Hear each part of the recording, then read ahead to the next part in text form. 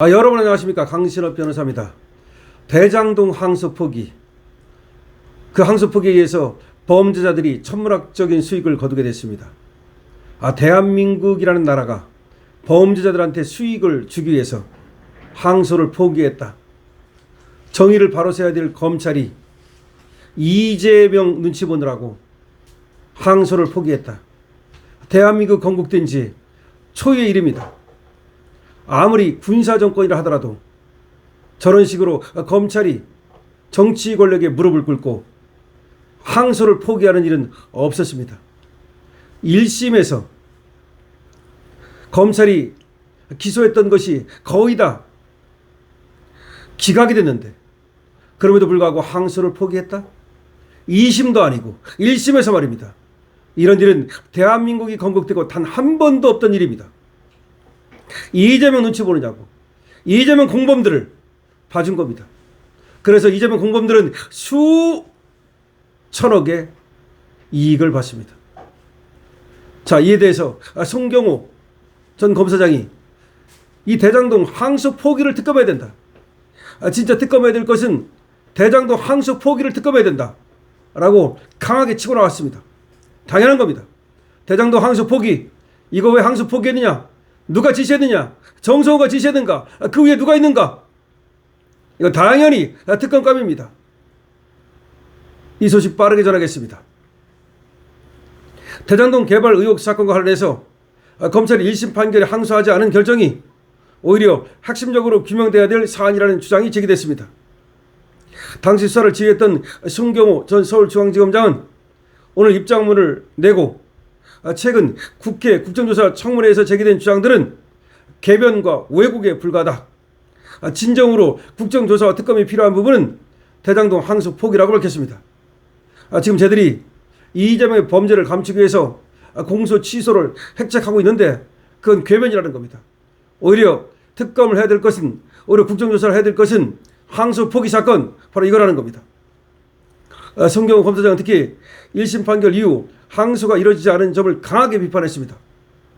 검찰이 7,886억 원의 추징금을 규정했음에도 1심에서 인정된 금액은 불과 473억 원에 그쳤는데 항소를 포기함으로써 상급심에서 이를 바로잡을 기회를 놓쳤다는 겁니다.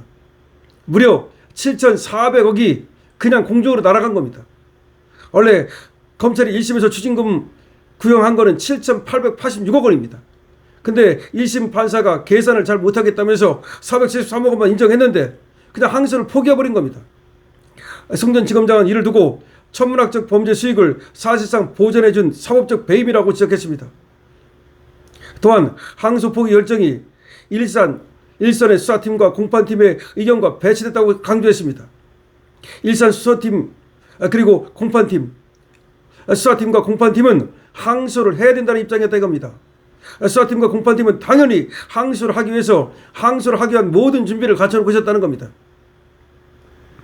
송경호 검사장은 4년간 190여 차례 공판을 수행한 검사 24명 가운데 항소에 반대한 사람은 단 한 명도 없었다는 겁니다. 자, 대장동 사건을 1심을 4년간 재판했습니다. 대장동 사건을 1심을 4년간 재판했습니다. 무려 190차례 공판 기일을 열었습니다. 그런데 거기에 투여된 검사가, 공판을 수행한 검사가 24명입니다. 그런데 그 24명 중에서 항소를 반대한 검사는 단 한 명도 없었다는 겁니다. 그런데 지휘부의 일방적인 지시가 바로 항소 포기로 이어졌다는 겁니다. 다시 말해서 일선에서 공판을 담당한 검사들은 당연히 항소를 해야 된다는 입장이었는데 위에서 항소를 포기하도록 지시가 내려왔다는 겁니다. 그럼 누가 지시를 내린 겁니까? 어디서부터 지시가 내려온 겁니까? 정성호는 당연히 거기 해당되는 거고요. 그 다음에 지금 당시에 검찰 수뇌부 누굽니까? 그리고 청와대는 어떤 일을 했습니까? 이재명은 어떤 지시를 했습니까? 이 모든 것을 특검해야 된다는 겁니다.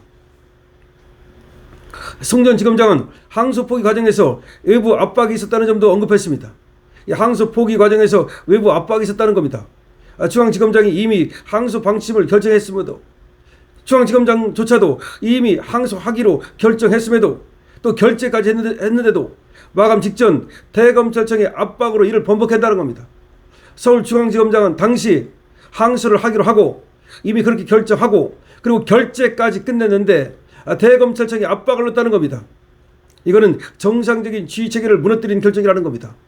이 대검찰청, 당연히 그 당시 대검찰청의 이 책임자는 당연히 이제 깜빵으로 앞으로 가야 될 겁니다. 이재명 권력이 무너지는 순간 이들은 바로 특검의 바로 대상이 될 겁니다. 이어 항소 포기 이후 내부 문제 제기를 한 검사장들에 대한 인사 조치도 문제를 삼았습니다. 송전지검장은 합리적인 설명을 요구한 인사들에 대해서 강등과 자천이 이어졌다면서 이는 명백한 인권 남용이라고 했습니다. 인사권 남용이라고 했습니다. 이거는 인사권 남용. 그러니까 아니 합리적인 설명을 요구했는데 왜 항소 포기를 했느냐. 그걸 요구했는데 설명해달라고 했는데 그걸 갖다가 좌천을 시키고 강등을 시켰습니다. 그건 명백한 직권남용, 인사권남용입니다. 송경호 전 검사장은 국정조사 자체에 대해서도 비판을 이어갔습니다.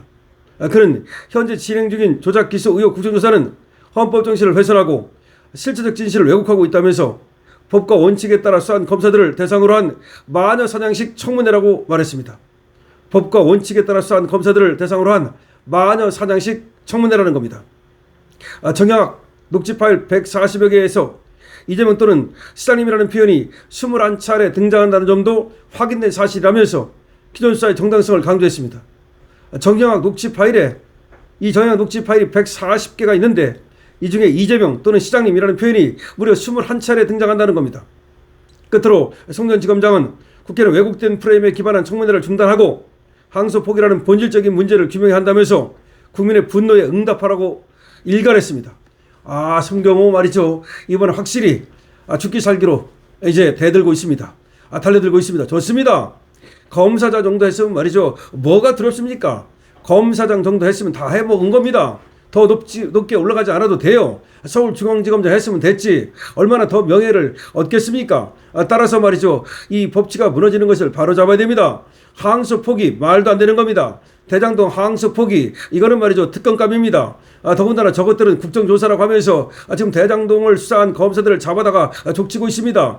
저것도 전부 다 저 국정조사가 특검감입니다. 앞으로 국정조사한 놈들 국정조사가 어떻게 해서 이루어진 것인지 그거 전부 다 특검감입니다. 그 다음에 지금 또 박상용 검사를 비롯해서 지금 또 박상용 검사는 당연히 여기는 대북송금 검사지만 또 강백신 검사라든지 엄희용 검사라든지 이런 또 대장동 검사들 뭐 어느 검사들이 간에 검사들을 갖다 족쳐가지고 말이에요. 이재명을 무죄 만들려고 하는 이런 행태에 대해서 이걸 모두 특검해야 됩니다.